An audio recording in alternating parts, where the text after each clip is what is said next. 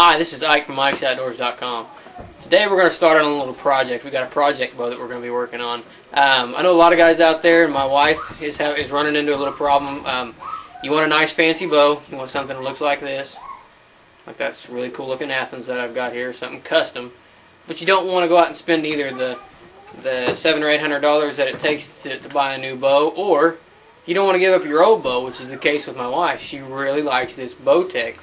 She really shoots well with it. This is a Bowtech, I'm not even sure what kind it is, equalizer. And it fits her good, and she shoots real well with it. So she wants a nice custom bow, kind of like mine. But she doesn't want to give this bow up. So what we're going to do is I'm going to tear this bow down, and we're going to rebuild it. We're going to customize. Okay, so for right now, like most people, we don't want to invest all of our money at one time in this bow. What we're going to do is we're going to have the riser powder coated. So to do that, I'm going to have to tear this whole bow down, and we're just going to walk through the steps to tear this bow down. You guys are going to get to see the inner workings of my shop here, so you'll see all the nasty I'm not cleaning up for you. You guys have seen enough of my videos now that my shop's like any man's, it's a clutter, so I'm not cleaning up for you, so forgive the mess. But we're going to take this bow and we're going to tear it apart. We're going to take everything off of it. I got a set of custom strings from Top Pin for this thing that are orange or purple and blue, I think is what she went with. And then for right now, we're going to take this riser to a local company. We're going to have them powder coat it. So we've got to take everything off of it, and we've got to strip it down to the bare aluminum before we can have that done. So the first thing we're going to do is start tearing everything off of this bow. Okay, so the first thing we're going to do to start tearing our bow down, now that we've got everything off of it, got my sights and rests and everything like that taken off of it, is we're going to take off the strings. I've got it here in my little deal I made to help me use this Bowmaster press a little bit, and I'm just going to press it up and start taking the strings off. I'm going to focus the camera mainly on the bow. One thing you're going to have to do if you're going to use a Bowmaster press to do this is leave yourself plenty of slack, because whenever you let this Bowmaster press up without these strings on here, the limbs are actually going to be further away from each other than they were when you started. So you're going to have to leave yourself plenty of slack whenever you use this kind of press. Now, we've got to let this thing back up. Now do this nice and slow and easy, just like you would anytime you're letting a bow out of a press.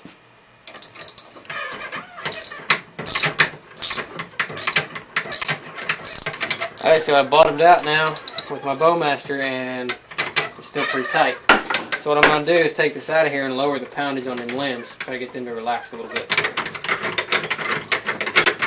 Alright, so we didn't leave enough slack in my Bowmaster. So what I'm going to do is I'm actually going to, these limbs are down quite a bit, so I'm actually going to loosen lower the poundage on this as much as I can, and try to get the limbs to relax enough to let my Bowmaster out of there. Okay, so that worked by taking those out. So that's one disadvantage to the Bowmaster that I found. You're going to take a bow all the way apart. You're going to have to leave plenty of slack in there to allow for those limbs to relax, but it has plenty of adjustment to it. So we've got all our strings and cables off there, and luckily this time we're not doing anything with the limbs, so we don't have to do anything. We don't have to take those cams off there. But here's the tricky part: taking your limbs off. Pretty easy to do. Not a big deal taking the limbs off. When your guy changes your limbs, other than breaking the bow down, that's all he does to actually take the limb pocket or take the limbs off. Now limb pockets are a little bit different deal, especially on these Bowtechs.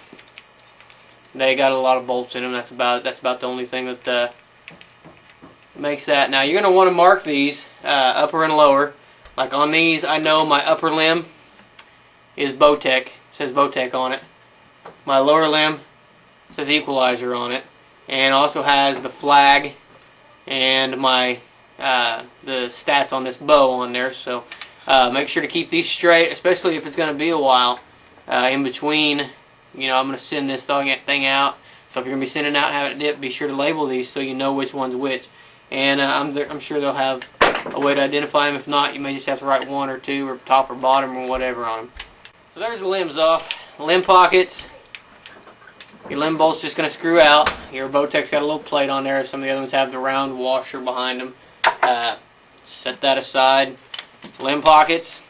Got 2 bolts on the side. Now your limb pockets are all going to be different. So be dang sure to pay attention to how they come apart and what's in them and things like that. This has got a rubber deal here. Some of the older bows will have a lot different kind of setup in them. So be sure to pay attention to what you're doing when you're taking these things apart. Okay, so we've got our limbs off there, we've got our limb pockets off, and we're basically down to just a riser. Now there's a couple things on this bow that it doesn't have that your bow may have. Your cable slide, if you're going to want to take that rod off, most of them have just a couple Allen wrenches, a couple Allen head bolts. All you got to do is loosen them and this thing will slide right out. Now if you got a 2-piece grip, you're just going to be able to screw it all, unscrew it, and if you got a plastic grip or a wooden grip, if you can get them off without breaking them, fine, you can always glue them back on there. The grip on this bow my wife never liked, so we already took it off, and I had some felt on there and I've ripped that felt off, and we're going to get to taking that stuff off later.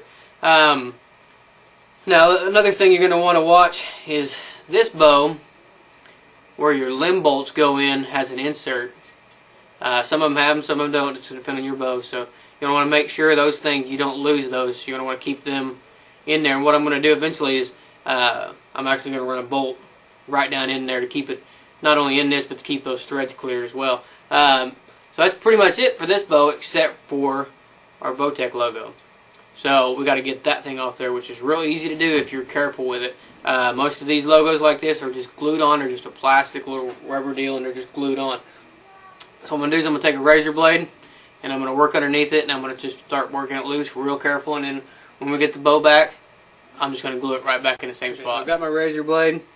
Like I said, we're just going to work it right underneath an edge until we can get, and be careful with your fingers.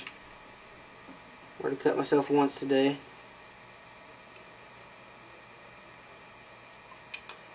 Just work it right under that edge. Be nice and careful with it until it starts coming up.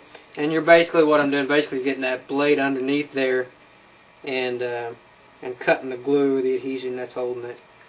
I'm not actually trying to pry it off, I'm just trying to work it under there to cut that glue. Just like that. There's my Bowtech logo.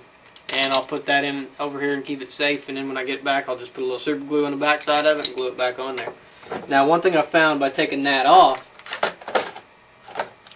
is the how I can take this cable slide off if I chose to take it off.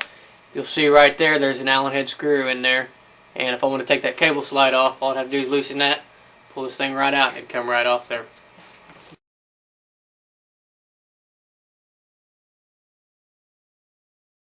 I like good times, good wine, good smoke, and a 5-piece bed.